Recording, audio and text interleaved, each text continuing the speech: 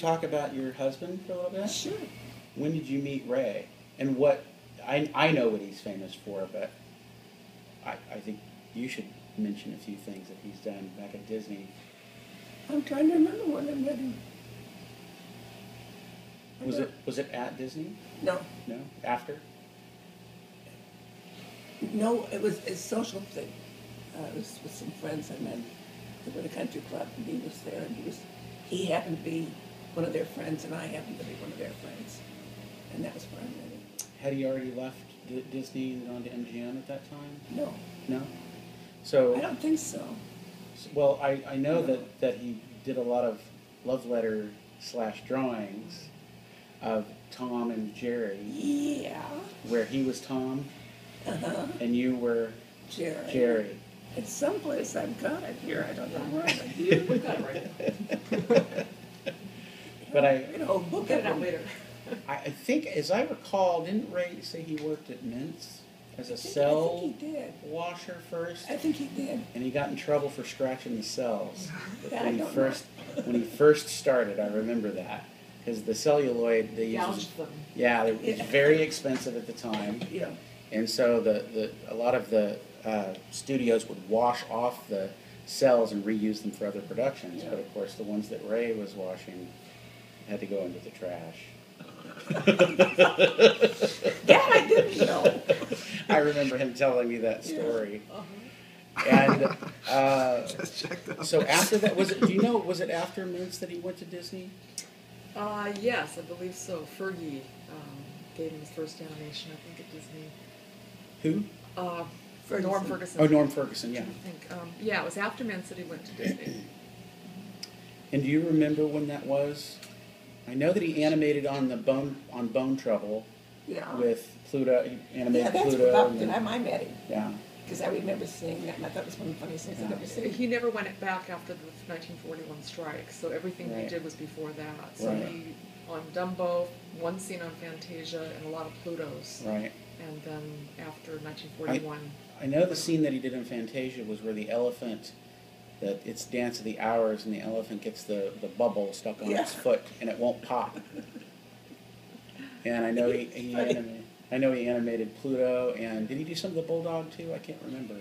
In Bone Trouble. Probably. Yeah. I know he did on Tom and Jerry. I know he. You know, that's a good point. I know he did Spike in Tom and Jerry because he liked to do dialogue. Yeah. So if you guys remember Spike? Spike the dog! Yeah. Listen here, pussycat! That's my boy! Yeah, right. Oh, I miss it. I miss it all. So, well, some people know I do voice work too, so... So I know he worked on did Bone Trouble, did that win an Oscar or was it nominated? I can't remember. I think it was nominated. We're going to look it up on the internet here in a second. I have a question that I've been curious about. What was it like working on Pinocchio for you personally? Fun. I liked it. It was a lot of fun? Uh-huh. Okay. Because I've heard since, animation history and things have happened, a lot of people refer to that film as one of, if not the greatest animated feature Disney ever made because of how involved it was, and they were trying to break every mold, every boundary and record. And did you experience anything as a result of that high standard while you were working on it? Well, yes, we worked hard. Yeah, okay. We worked nights. I almost ended up in the hospital. Really? Whoa. I mean, it was hard. And you were how old at that time? About 18. Okay, so an 18-year-old almost ended up in the hospital working on Pinocchio. Well, it was very hard to do, and very fastidious. I mean, everything had to be just right. And a very interesting thing happened to me years later.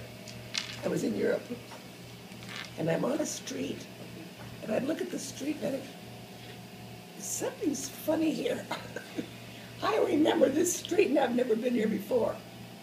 And it turned out it was a street that they used in Pinocchio. As a reference? Well, that was this. They had been over there. Rothenburg, Germany. In Rothenburg. Yeah. Oh, so it's that big multiplane shot. Oh. The opening shot of In 1983, we were there and we were looking, and it's sure enough. We've seen the layout exactly of the splitting streets. It's like you were in the movie. Yeah. Yeah. So that's that big. It was weird. That's the big opening shot.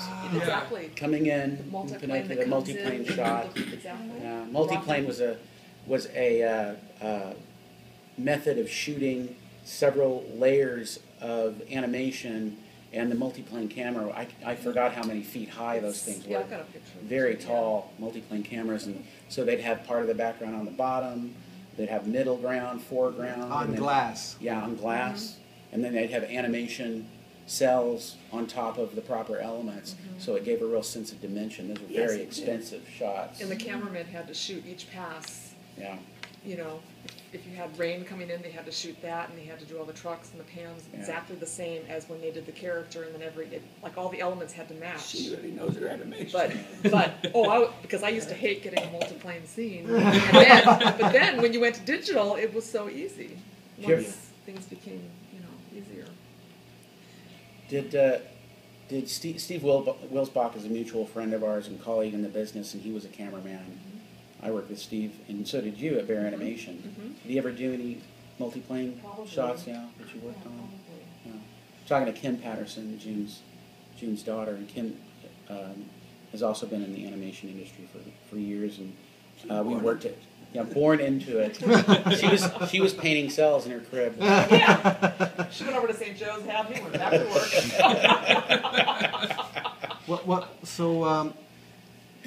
So what was it like? Was it in a big room? Was it a couple of rooms? The department, the color department. Yeah, the ink and paint department. It was a long corridor. It was a big long corridor. Long corridor, and then the cells.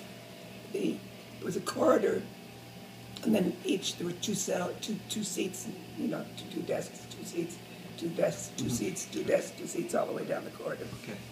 I believe they showed that and how they worked in The Reluctant Dragon. Yeah, I did that too. I worked on that. So you're probably in the movie when they shot the ink and paint department. She was.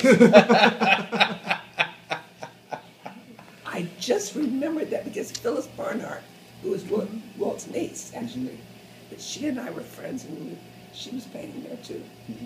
We were both in it. How cool. Yeah. I can't remember what we did, but we did something. You painting dragons? Dumbo was going on at that time too, I think, wasn't it? Yeah, well, I don't remember at the time, but whether it was the same time or not, but I did work on Dumbo. Yeah, I believe it was because they had Casey Jr. in The Reluctant Dragon in a shot where they were showing how they did the sound effects. So I don't know how far along they were on Dumbo because I don't think he was in it yet, but they did have a Casey Jr.